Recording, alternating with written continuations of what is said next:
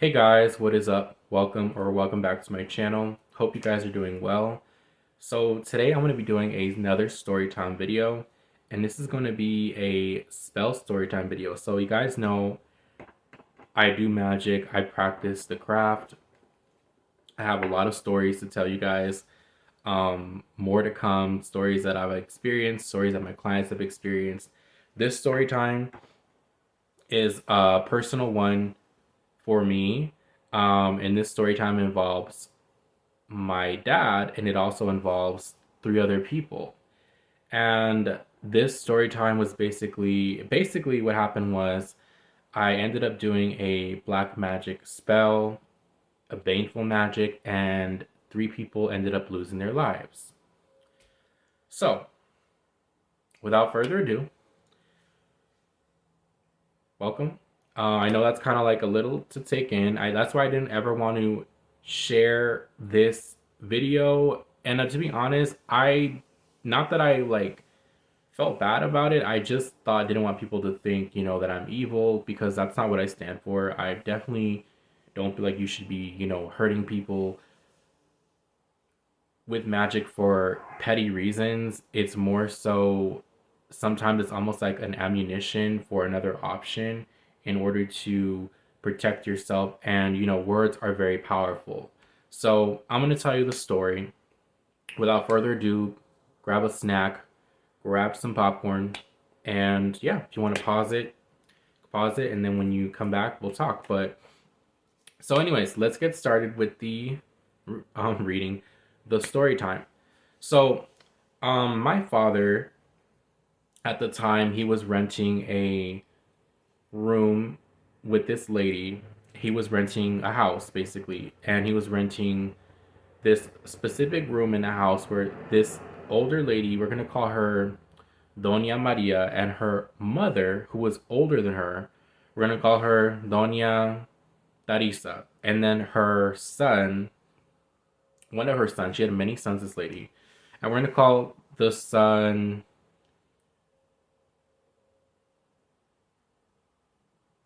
El Estúpido. Okay, so El Estúpido, if you know what that means, it's, yeah. So he was in his 40s. I think Doña Maria was in her 70s, and Doña Teresa was in her like 90s, okay? So my father was renting a room with them, um, and he was there for a while. And a little backstory, my father ended up having a stroke back in 2022 of November. So that's when he was living with them. So he had moved in, I think, September of 2022, and he was, paying $700 rent in California, which, for a room, that's a little pricey. But my dad, was paying the room, and my dad had a stroke. So my dad was in the hospital for, a minute. And I didn't really talk to that family, like that, those people. They're his, like, not his family, but that family that he was living with. Um, Before, like, I remember he told me that he moved to that area, and at the time, my dad, he wasn't staying with me, so we were living in two different places. I was living, with my mother at the time, and you know, so he wasn't here. They were separated, so they were not. My parents were not together. So, long story short, he ended up moving there like around September 2022, and he had a stroke in November. I think it was like the day after Thanksgiving he had a stroke. So he was in hospital for a minute, and we had to go over there when he was in the hospital because he needed to get some of his clothes, right? And he wanted also to make sure that his money was not touched.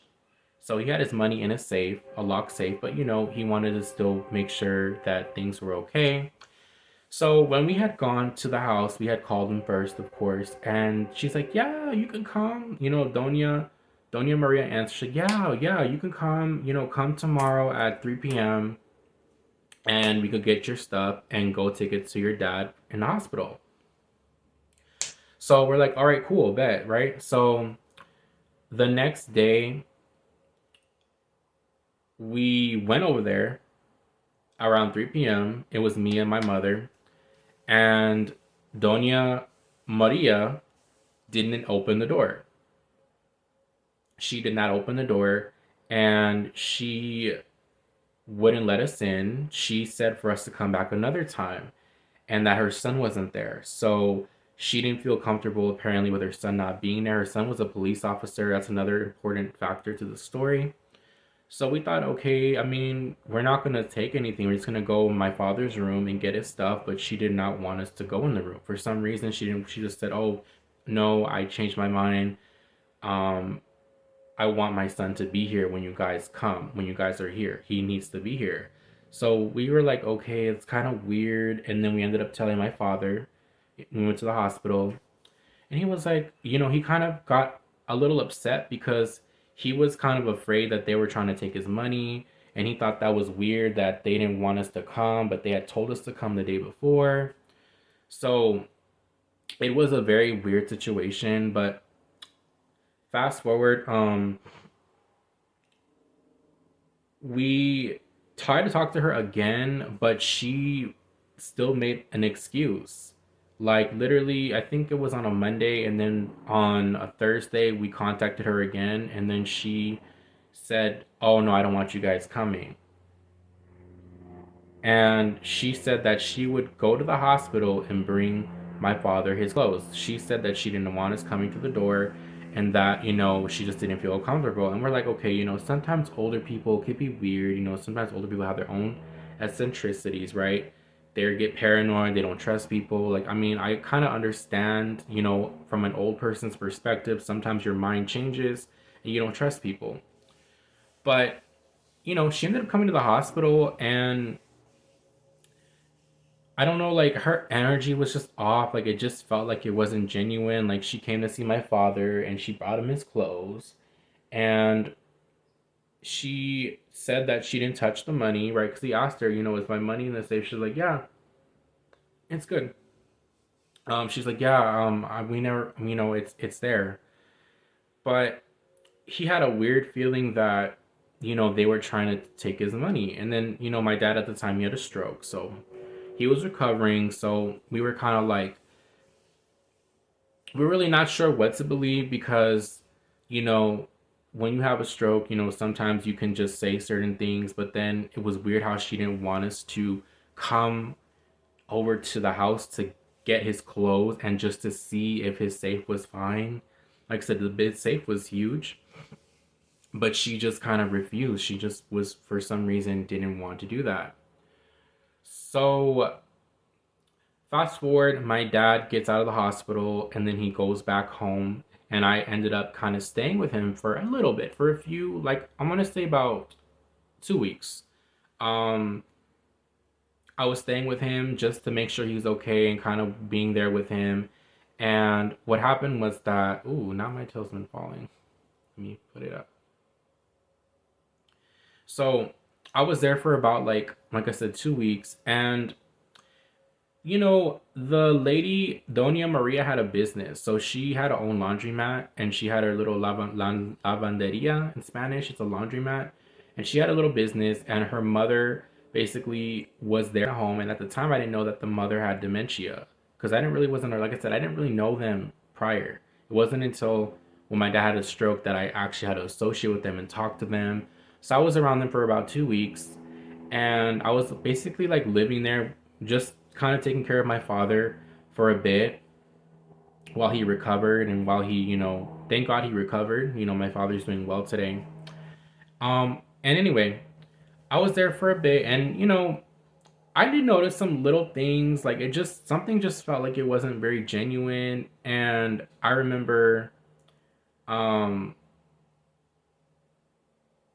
when we came back, like I said, I was there for 2 weeks, and my dad was actually cooking for them. Like my dad was helping them, and I had told him, Dad, don't be feeding, like don't be cooking for them. Like, you're just here to pay your rent for your room. You're not here to be like, their family. Like you're not here to, buy them their stuff, take them to the store. things that wasn't his responsibility to do, that was really her children's responsibility, her son. But her son was really never there. Like her son had he lived in a back house, but he wasn't really there in the house. He was just kind of doing his own thing. Yeah, he was a police officer, but he was there a lot. Like he didn't really, I don't know, I kind of question that. It just felt like it was like not a lot of, I kind of question, I don't know. But anyways,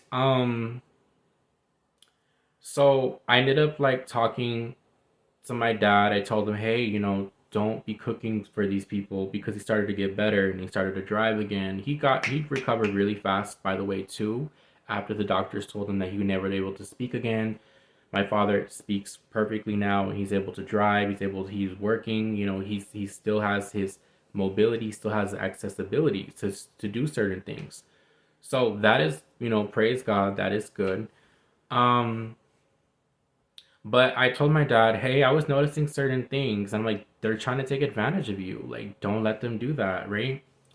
So at the time, he was like, oh no, but Doña Teresa, the older lady, she's a nice lady. I just don't, I feel bad not doing things for her, like not helping her. And I'm like, I understand, that makes sense, but still don't let them take advantage. Because I was talking more about Doña Maria. Doña Maria was the one that I feel was more taking advantage. Doña Teresa was a bit nice. She was nice, but she also had dementia. And again, I didn't know until I was there at the house that I found out that she actually had early stages of dementia slash Alzheimer's. So I was there, like I said, for 2 weeks. Then I left. I went back home when I saw my dad was getting better.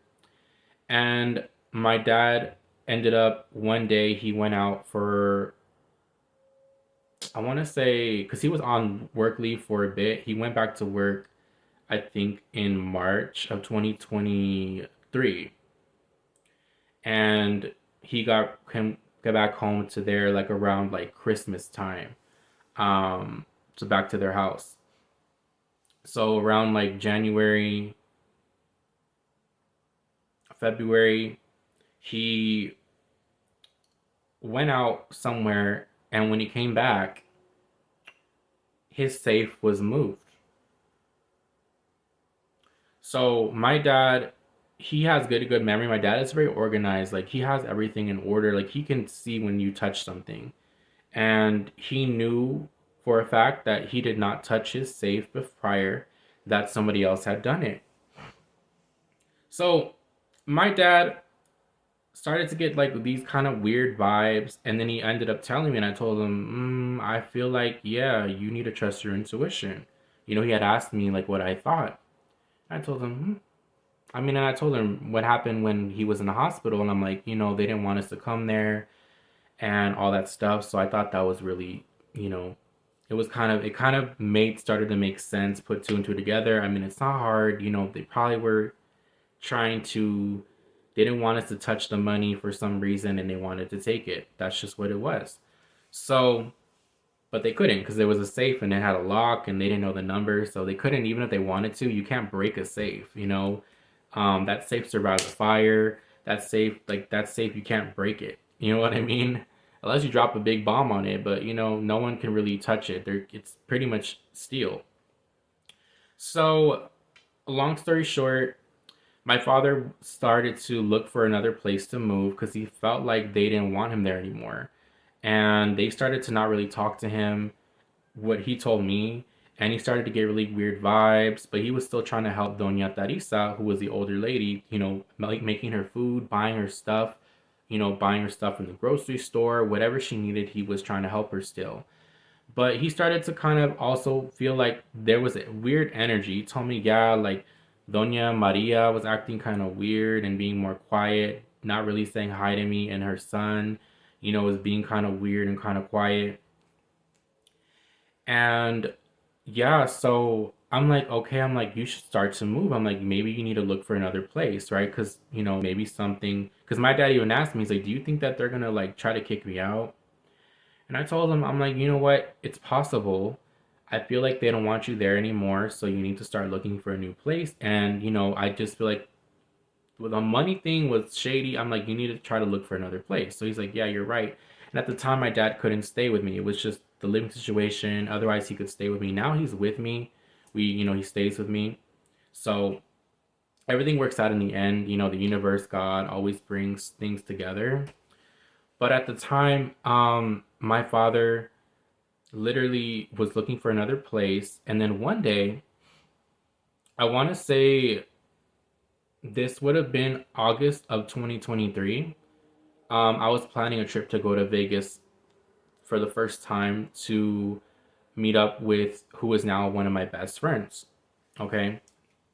And we were going to meet up. So that same week, I had planned to go to Vegas, and my father was, still living there looking for a place because it's very expensive in California.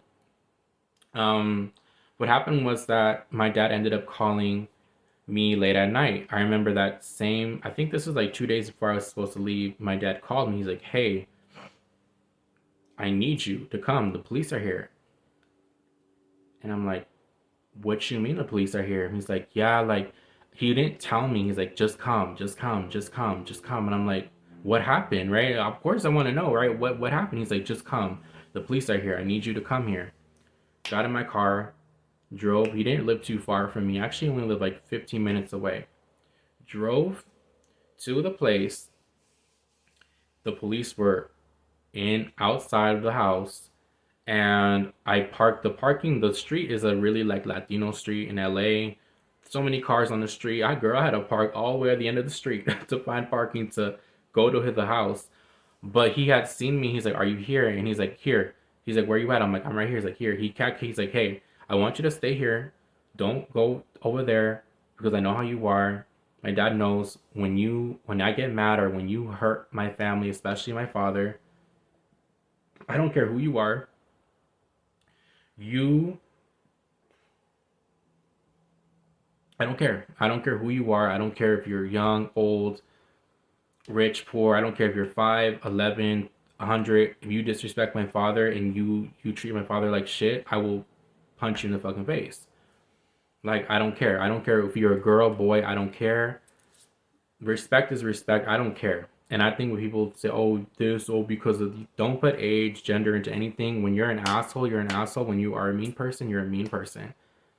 And just because you are old, or just because you're young, or just for whatever, does not give you a privilege to be disrespectful. Period. I don't care what anyone says. I don't care if it was a 5-year-old, I would slap the 5-year-old. I don't care if it was 100, I would slap the five. Girl, I don't care. Like, and he knows how I am. He knows when it takes a lot to get me mad, but when I get mad, I don't care. I see black and I go after you, and I don't care. And I've gotten into a few fights as a kid, like in high school. I actually won 3 fights. I was in 4 fights in school. I won 3 out of 4. So don't let the pretty face fool you, okay? So, girl. So this is what happened. So my dad is like, "Stay there. Don't go near there." And he went back to talk to the police, right?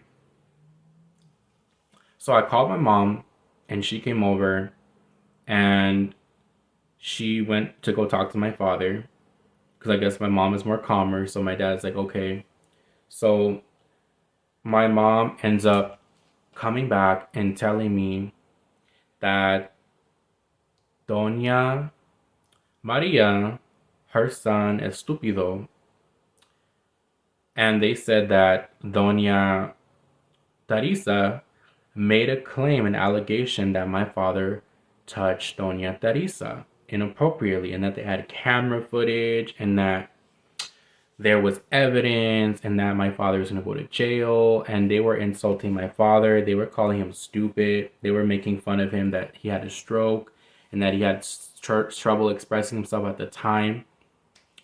So my mom was like, she was telling me like, "Yeah, those people." And my mom, we know, like, my father never did that. My father literally, from the goodness of his heart, bought her food, helped this lady that was not even his grandma. Don't even, should not even be helping her. I even told him, "Don't help them. I don't like their vibe. They're trying to take advantage of you." That's what I told him. These ungrateful people, because all three of them, mugrosos, were making up this lie. I don't even care, even her. You know, even though she had dementia, she could have said something if she wasn't in the right state of mind, but I don't care. I still think that that's a, again, you're making a an allegation that is a serious allegation that could, you can go to jail. So the police, you know, they were there and their story wasn't adding up because my mom was like, yeah, like they they were like they were they were talking and they were, the police said, where's the footage, where's the footage, and they didn't, they said they made their story started to switch, and the police knew that it was BS, that like that wasn't true, and my father was like in shock, like he just didn't know what was happening. And the son, the cop, who was a cop, okay, which I question because I don't know, he didn't even speak English, so how is he a cop anyway? This guy literally insulted my father. From what I heard from what my mother told me, because I wasn't there, my father knew if I was there, I would have went to jail. Okay, I would have knocked him in the face. I would have knocked the old lady and would have knocked the other lady. I don't care. Like I said, you are not going to disrespect my father and then you insult him and you make fun of him that he had a stroke and that he had, you know, his brain was a bit damaged from the stroke, and then you say, and then they wish death on him. Girl, you don't know half of the stuff that they said. And then the guy called my mom a B word. The cop, he said, oh, shut up, you B word.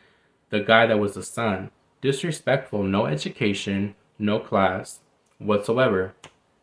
So what ended up happening was that my father, the police, of course, there was no evidence. They found out they were lying, and my dad didn't get arrested. My dad actually just came home with us, and he was staying with us for a little bit.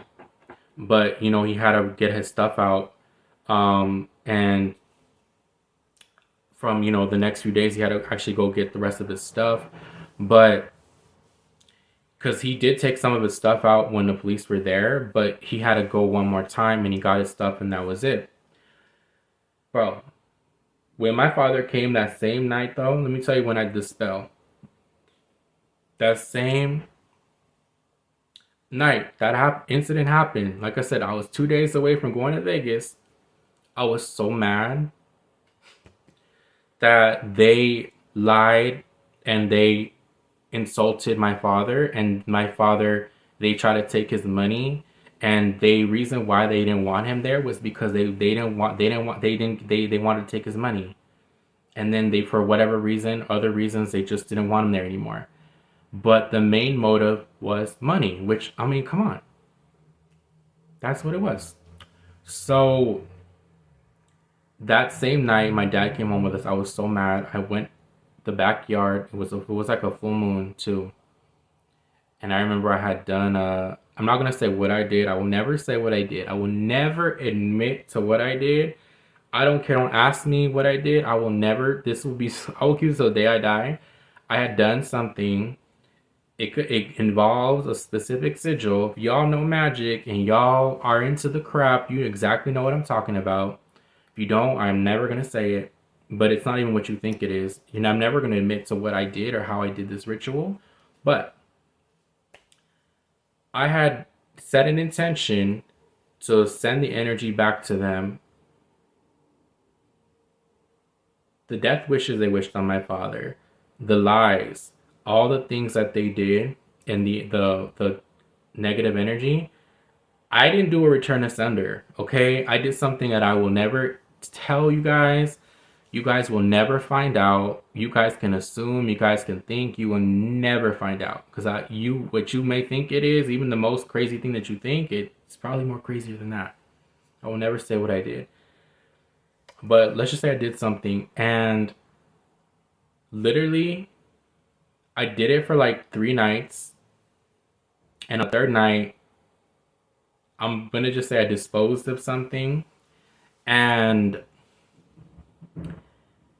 literally the spell was done. Nothing happened for a while. It wasn't until, I want to say, November of 2023, October 2023 November, that Doña Maria called my father, but my father had her blocked. So he got a notification and he said, "Oh, guess who called me?" I said, "Who?" He's like, I'm like, "Don't answer the phone." I'm like, "Don't you dare unblock her. Don't you dare hear what she has to say." She kept blowing up his phone. She never, he never answered. You know, I told him, "Don't you," and she even called on another number. I'm like, "Don't you answer that phone, Papa. Don't you answer that phone." He didn't. Then I want to say like a few weeks later after that, my father was at El Superior, like a Mexican market in LA. And my father was very popular. Like he has a lot of friends, and you know, they say, "Hey, paisa," like in Spanish, especially in the Mexican culture, paisa means like, "Hey, friend," or "Hey, buddy." Like, "Hey, paisa." His friends like, "Hey, um, how are you doing?" He's like, "Yeah, I'm doing good." He's like, "Yeah, you know," he told them about his situation with his health, and then my his friend was like, "Hey, have you did you hear what happened to Doña Maria?" He said, "No, what happened?" He said, "Well, her and her son were in a really bad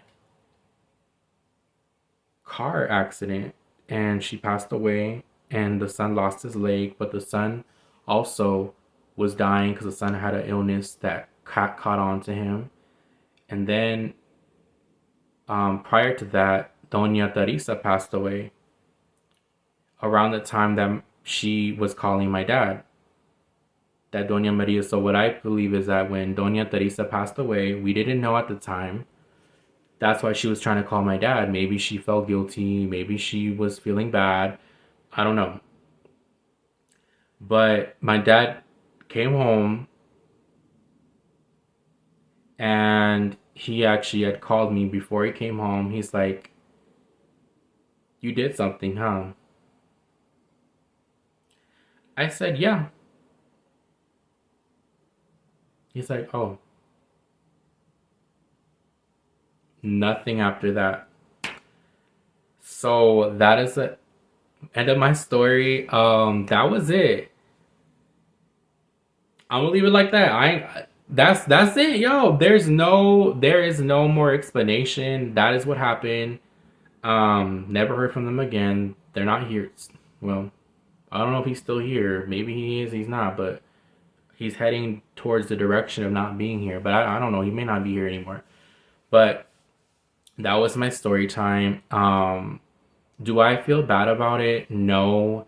I didn't really want to post this because I didn't want people to think that I, you know, was evil, but you know, these people were bad. Like they lied, they made a false accusation, and they kicked my father out, and they made up all these lies, and they tried to take his money, and they insulted him. So, and they insulted my mother, and then they wished death on him. So, I don't feel bad. Um I feel like what I did was justified. I don't have any remorse. I gotta be honest with y'all. I can't lie and tell you I care, that I'm sad. No. I delivered the energy back to them. Like I said, I don't believe in karma. My father's fine. I'm fine. I believe in returning energy, and I believe in getting even. I have a Scorpio moon, 8th house Scorpio placement, conjunct my 12th house. So, yeah, you do not want to make me mad, because if you make me mad, especially if it's father or my family, especially my father, because my father are like this,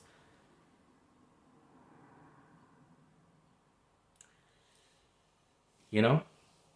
So you never know. You got to be careful who you mess with. You got to be careful of the energy that you talk to people, because you don't know what their sons may know, what their family may know.